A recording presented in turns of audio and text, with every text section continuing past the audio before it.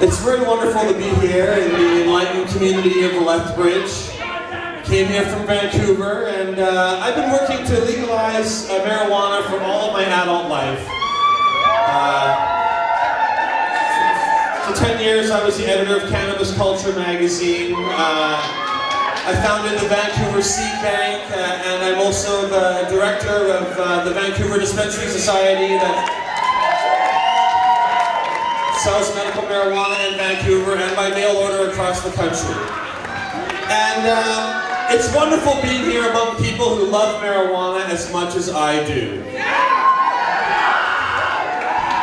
Because deciding to smoke marijuana was one of the best decisions I ever made.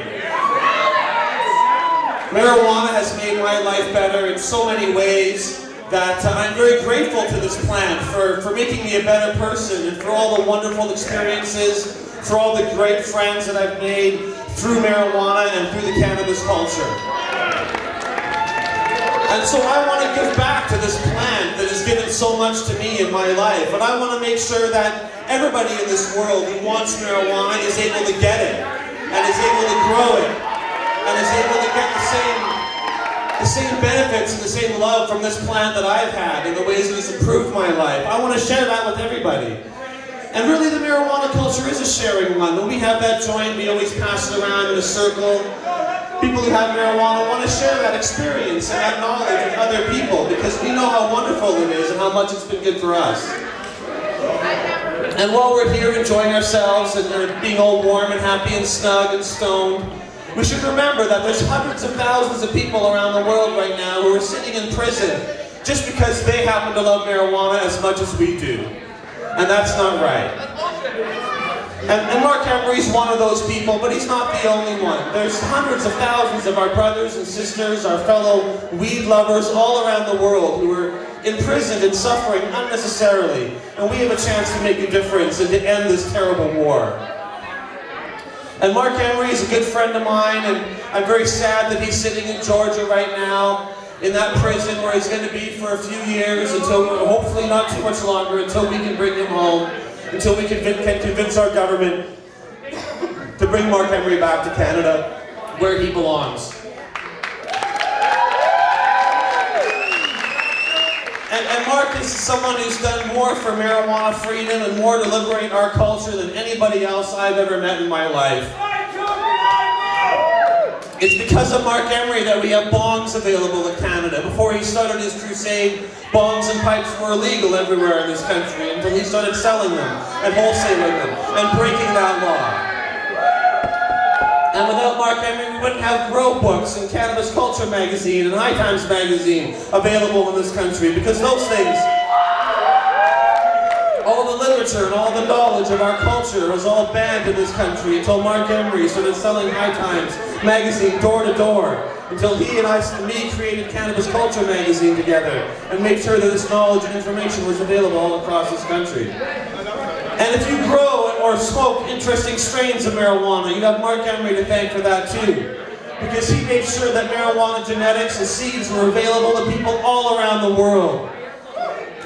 And even better than that, he took all the money that he made from those things, all the money that he made from being the first person to break these things open and to make books and magazines and bongs and seeds available. And he used all that money to help end the war on marijuana and to liberate this plant. For so many years, he had a huge lineup of people that he was giving out money to, activists, agitators, people who had been busted, people who were doing political change, all kinds of people. He was funding the marijuana movement. And so now, in his time of need, and Mark sits in prison, it's our time to help him. And when we help Mark Emery, we're not just helping a single person, we're helping to end this war. Because Mark has devoted his life to ending the war on this plant. And when you give to Mark Emery, he will give back 200% to ending this war, to liberating all the other marijuana prisoners in Canada, in the US, and around the world.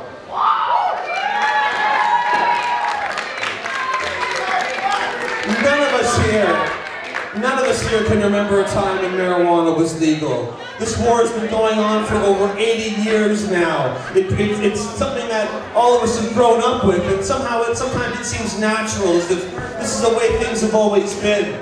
But I tell you this war against marijuana is terribly unnatural. It is terribly wrong. And we must not let this pass to another generation. We must not let our children have to continue fighting this war, continuing to suffer and be imprisoned, continuing to have to pay these outrageously high prices, continuing to have to be limited in our access to the world's most wonderful plant. So we have to end this now. We have to stand up and make a difference. And everybody can do something. It's not hard at all. And never doubt that one person can make a huge change, and you can inspire others to make change. And you never know the results of your actions and what you can do and how powerful you are until you try to make an effort. But this is a cause whose time has come. The war on marijuana must end, and we will end it together. And I've traveled all across this country, and I've met marijuana lovers from coast to coast. And we are rising up together to end this war and to liberate our planet. And there's a lot you can do. Go on the internet, go to whyprohibition.ca, go to endprohibition.ca. If you want to get involved politically with the NDP, come and talk to me afterwards and we can help you do that. Go to canvasculture.com and find out ways you can get involved there. There's a lot you can do and it's not hard. And one way is to give some money and give some time to the cause to help Mark Emery and other activists. And I want you to visualize the future. Imagine yourself when you're a grandparent and you're living in a world where marijuana is finally legal. You're living in your house built out of hemp. And you're reading your newspaper and your magazines printed on hemp paper. And you're eating your cereal made of hemp seeds. And you're smoking your legal medicinal marijuana to help you in your old age. And your grandchild is there reading their hemp history book for school. And they say to you, Grandma, Granddad, is it true that when you were young that marijuana was illegal? And people would go to jail for using this plant and for smoking this medicine? And I want you to be able to say yes. And you know what? I made a difference. It's because of me that this plant is now legal. It's because of what I helped to do that you don't have to suffer, that you don't have to go to a prison, that our children and grandchildren can grow up in a world that never knows marijuana prohibition, where hemp and marijuana and cannabis and all the wonderful things it can do are just a regular, ordinary part of life. And we can leave this terrible nightmare of marijuana prohibition behind us.